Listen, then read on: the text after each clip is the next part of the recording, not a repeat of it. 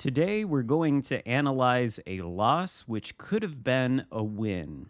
And we're going to have some help in that endeavor from a fellow community contributor, the Jaguar, who is currently driving the ship you see before you, the Tier 5 Premium IJN battleship Hyuga. This game is going to be a loss for his team, and the reasons for the loss are going to become fairly apparent early on. It's going to be a series of decisions that result in this loss, and we're going to attempt to analyze them all.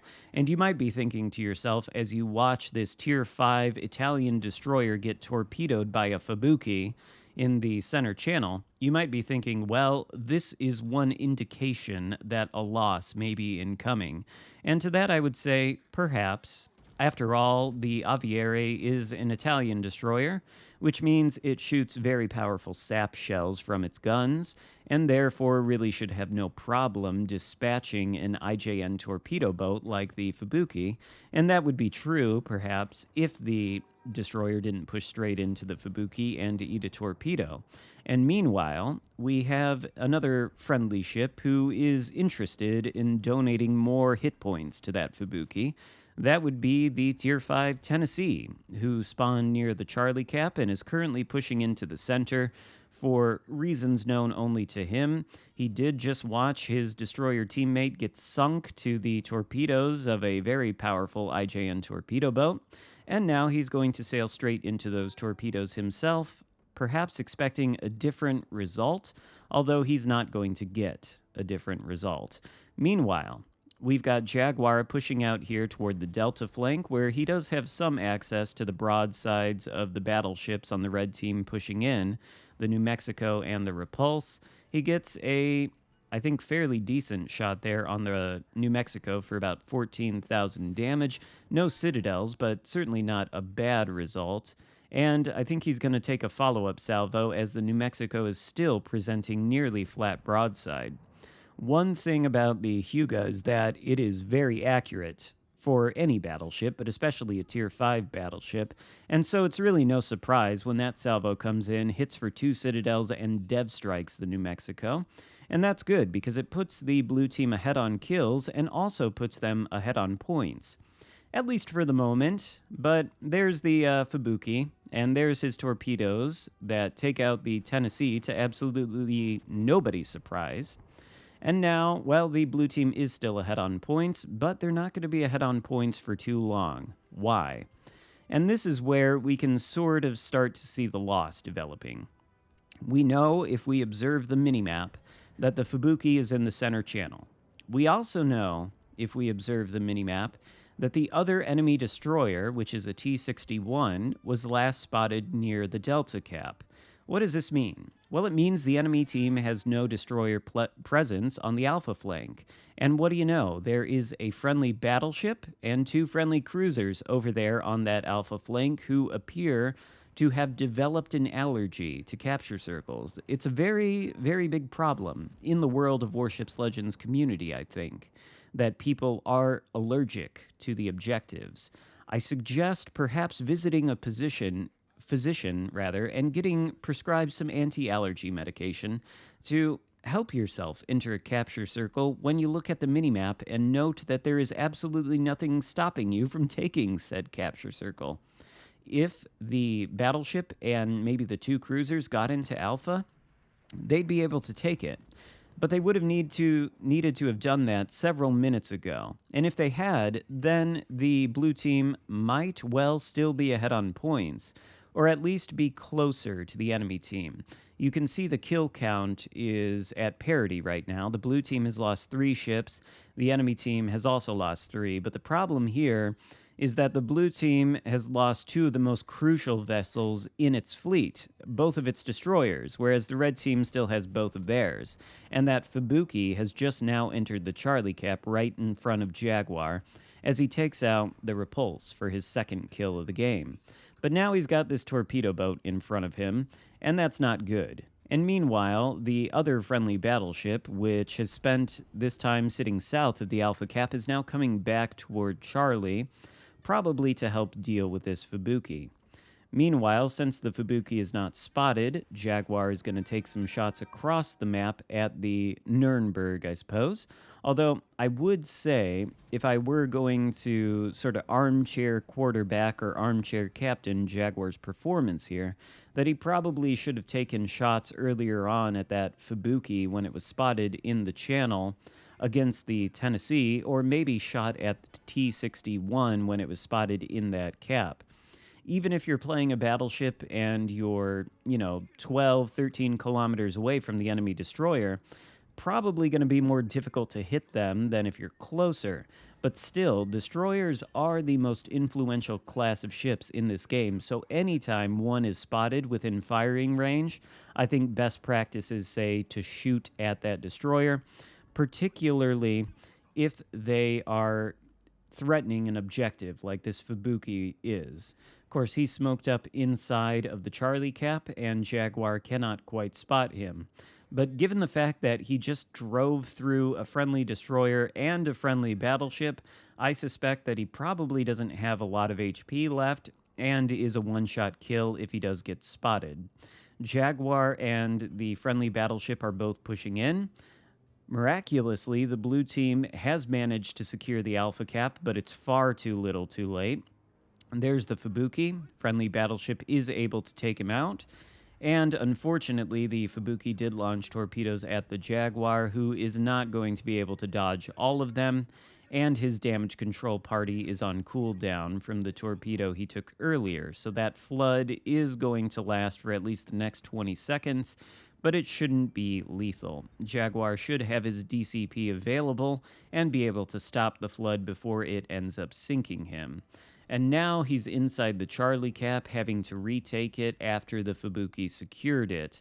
Meanwhile, the enemy team is finally, for the first time in this game, beginning to threaten the Alpha cap, which I submit to you should have been taken by the Blues much earlier.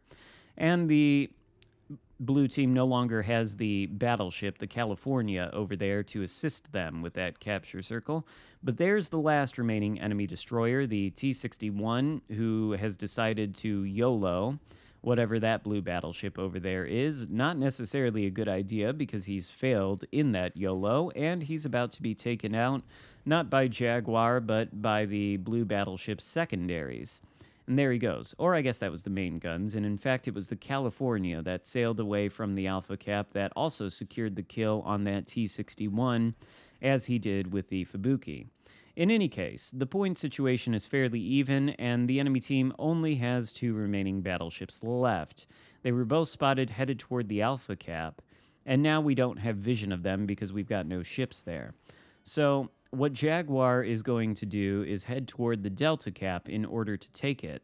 For some strange reason, the blue battleship, which you'll note is about less than a kilometer away from that cap, has decided to turn away from it. I don't know why. It makes absolutely no sense. They need to get into that capture circle and secure it right now. The enemy team is ahead on points, and they're going to stay ahead on points unless the blue team gets the capture circle advantage. If the blue team starts to draw points from 3 capture circles instead of 2, that means the enemy team is only going to be drawing points from 1, and it's only going to take a few moments for the enemy team to take the lead, or for the blue team to take the lead on points. And then at that point, the only way for the Reds to win would be either to take one of the capture circles back in enough time to build up a points lead, or else sink one or more of the blue battleships. But for some reason, this blue battleship is allergic to the objectives like his teammates before him, and so that leaves just the Jaguar, who I think is making the correct decision to push into the Delta cap and flip it. That does need to be done. Meanwhile, the California is at least back in a position where he can defend the Alpha cap from the encroachment of one of the last remaining enemy battleships, who is beginning to turn that cap red but should not be able to capture it as the California continually resets him.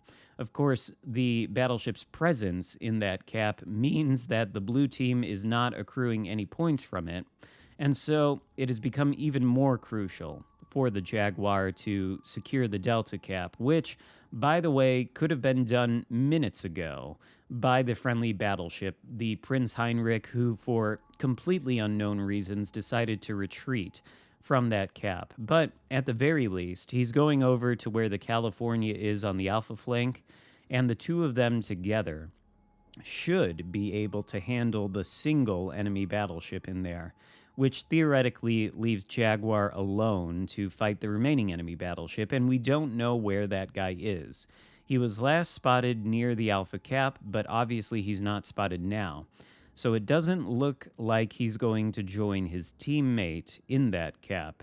And the two blue battleships are going to, despite the fact that they both appear to be giving almost flat broadside to that red battleship, despite that, they are going to take out that red battleship and leave the last remaining player alive on the red team still unspotted, likely somewhere behind the Two Brother Islands near the Bravo cap.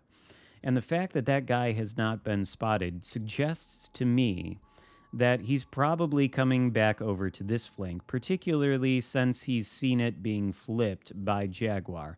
And what do you know, the California and that other battleship are able to take out the guy that was threatening Alpha, so well played to them.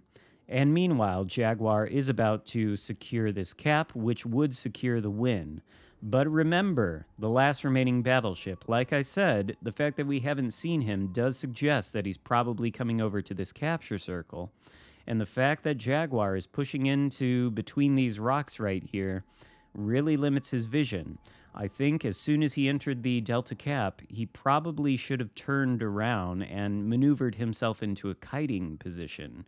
Why? Well, because as soon as the two blue battleships sunk that guy in Alpha, and as soon as Jaguar himself took this capture circle, they had the advantage. As long as the blue team holds on to these three caps for the next few minutes, they win, provided none of them sink.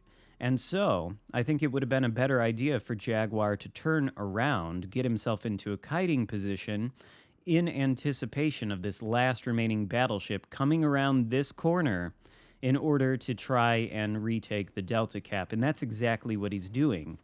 And the problem is, he's a Prince Heinrich, which means he's got torpedoes, and he's pushing straight into Jaguar, whose only option at this point is to reverse. And I realize that a lot of battleship mains think bow tanking and reversing is a legitimate strategy.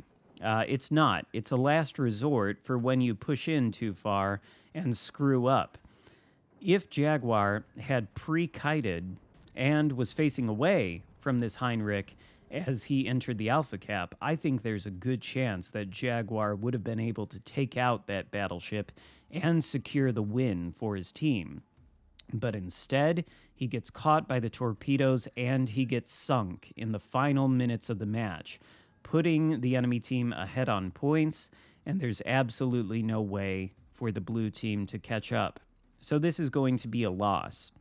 It could have been a win much earlier on if the blue team had secured the Alpha cap early, instead of allowing it to remain unclaimed for reasons that are completely unclear to me. And it also could have been a win if Jaguar had turned around and gotten into a pre-kiting position. Always remember that kiting automatically gives you the advantage. It doesn't matter what ship you're playing. It could be a battleship, a cruiser, or a destroyer. But forcing the enemy to push into you automatically gives you the advantage. And this is a scenario where it could have been applied to great effect. However, it was not. And so the blue team loses in a fairly tragic defeat. And the Fubuki, who I don't honestly think made very good decisions in that game at all, somehow manages to top the leaderboard. So GG to him, I suppose, and commiserations to the Jaguar. Hope you enjoyed this video. If so, give it a thumbs up. Consider subscribing if you haven't already. Give Jaguar's channel a look, and I'll see you next time. Goodbye.